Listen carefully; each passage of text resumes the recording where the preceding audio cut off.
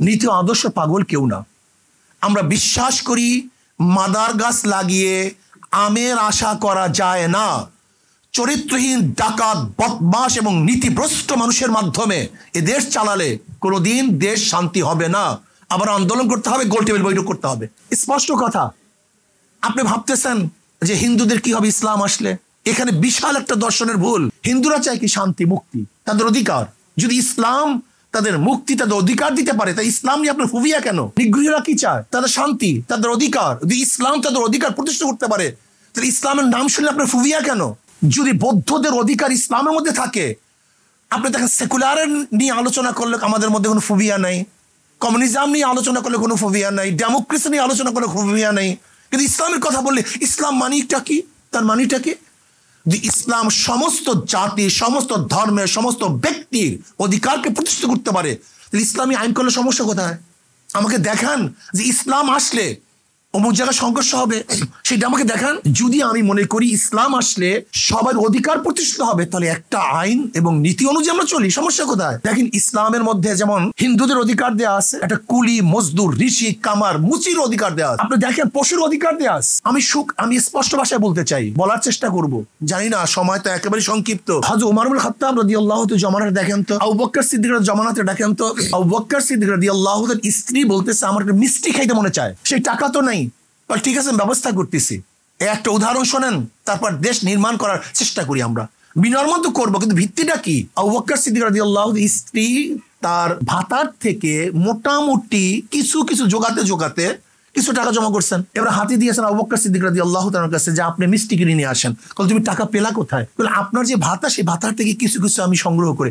বলে তা তখন অতিরিক্ত হয়ে গেছে, আমার ভাতা এত নেওয়া ঠিক না। সে তো মিষ্টি আনলেনই না, বরং সেই টাকাগুলি বাইতুল মালে ফেরত দিয়ে আসলেন। এর নাম ইসলাম, এর নাম নীতি আদর্শ।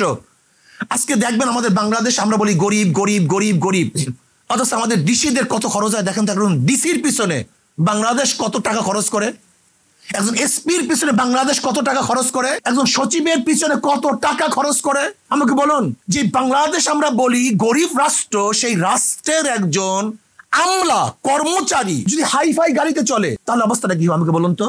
ওরাই তো চোর, ওরাই তো ডাকাত, ওদেরকে আমরা সেই বাহানে নিয়ে আসছি। আপনি জানেন যশোরের বাংলুরের অবস্থা দেখেন। যশোরের ডিসির যে বাংলুরটা আছে, সেখানে কত একর জমি আছে জানেন আপনি? কত একর জমি সেখানে, একটা মনে হয় কান্ট্রি, একটা রাজত্ব। সে মানুষ মনে করে না। এই অফিসার, এই গার্ড, এই সে মনে করেন মানুষ না। এর জন্য আমি প্রধান উপদেষ্টার কাছে লঙ্গি পরে গিয়েছিলাম। কেন? এই সংস্কৃতি পরিবর্তন করুন, যে ভাব ভূপ পরিবর্তন করুন। আমরা গাড়ি দেখলেই মনে হয় যেন এইটা হয়ে গেছি, পোশাক দেখলেই মনে হয় এইটা হয়ে গেছি। পোশাক বাদ দেন, আল্লামা রুমি বলছিল আমি হাজারো পোশাক দেখেছি যার মধ্যে মানুষ নাই, আর হাজারো মানুষ দেখেছি যার মধ্যে পোশাক নেই। আমরা সম্পূর্ণ আর্টিফিশিয়াল হয়ে গেছি। আমাদের মূল লক্ষ্য উদ্দেশ্য তো অনেক দূরে চলে গেছে। আজকে বাজেটের বেশি চলে যায় কোথায় দেখেন তো? জনগণের কল্যাণে বেশি যায়, না প্রশাসনকে পালার জন্য বেশি যায়? আমাকে দেখান আপনি। আজকে শিক্ষা খাতের বাজেট কোথায়? আজকে চিকিৎসা খাতের বাজেট কোথায়? আজকে অন্ন, বস্ত্র, বাসস্থানের বাজেট কোথায়?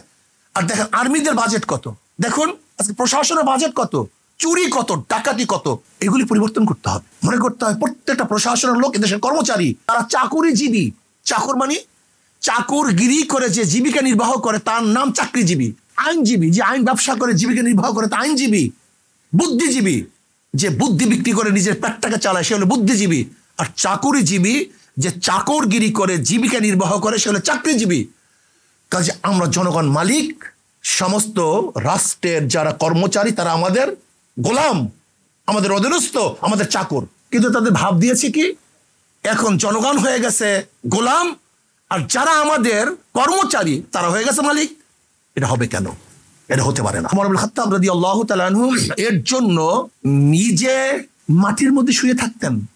নিজের ইন্তেকালের পর 17টা জামার মধ্যে তালি পাওয়া গেছে, 17টা তালি। অর্ধজাহানের বাদশা, পোশাক সারুন, ভাবভূপ সারুন, জনগণের কল্যাণে চলে আসুন, আদর্শ এবং নীতি অনুযায়ী চলার চেষ্টা করুন। আমি বিশ্বাস করি নীতি ও আদর্শ অনুযায়ী যদি চলি, গোটা দুনিয়ার মধ্যে শ্রেষ্ঠ কান্ট্রি বাংলাদেশ। আমি এর চেয়ে ভালো কোনো কান্ট্রি দেখে বিদেশে বহু জায়গায় ঘোরাফেরা করেছি, যেখানে একটা গাছ লাগাবার জন্য হাজার হাজার টাকা বরাদ্দ হয়, আর বাংলাদেশে পাখি পায়খানা করলে সেখানে গাছ জন্ম নেয়। যদি জোয়ারের মধ্যে কোনো গাছ চরের মধ্যে ঠেকিয়ে দেয়, সেখানে বাগানের সৃষ্টি হয়। আমাদের দেশের মতো এত শিক্ষিত সমাজ গোটা দুনিয়ার মধ্যে নেই। আজকে দেখবেন একটা ছেলে যদি কোনো প্ল্যান বানায়, তাকে আমরা জেলের মধ্যে ঢুকায় রাখি, তার ব্রেনের গুরুত্ব দেই না। অথচ যদি বিদেশ হতো, আমাদের হাজারো ছেলেরা আমরা দেখছি এইটা বানায় সেইটা বানায়, যখনই বানাতে যায় তখন তাকে কি করি, এই জঙ্গি, জেলে ঢুকায় রাখি, তার ব্রেনের গুরুত্ব দেই না। বাংলাদেশের মধ্যে এত ব্রেনি লোক গোটা দুনিয়ার মধ্যে নেই। ক্যামব্রিজ, অক্সফোর্ডে আপনি দেখবেন, এমনকি হার্ভার্ডের মধ্যে ভালো রেজাল্ট করে বাংলাদেশের ছাত্ররা, সবচেয়ে ভালো রেজাল্ট করে। এই ব্রেনকে মূল্যায়ন করি না, এদেরকে গুরুত্ব দেই না, এদের নিয়ে ভাবি না। সবাই ক্ষমতা কেন্দ্রিক চিন্তা করি, দেশ কেন্দ্রিক কেউ চিন্তা করি না। আসুন আমরা সম্মিলিত ভাবে নীতি আদর্শ ভ্রষ্ট যারা বিগত দিনে চুরি করেছে, ডাকাতি করেছে, দেশকে লুটপাট করেছে, ওদেরকে প্রতিহত করি। দেশকে আদর্শ ভিত্তিক মানুষ দিয়ে সাজাবার চেষ্টা করি, ইসলাম অনুযায়ী সাজাবার চেষ্টা করি।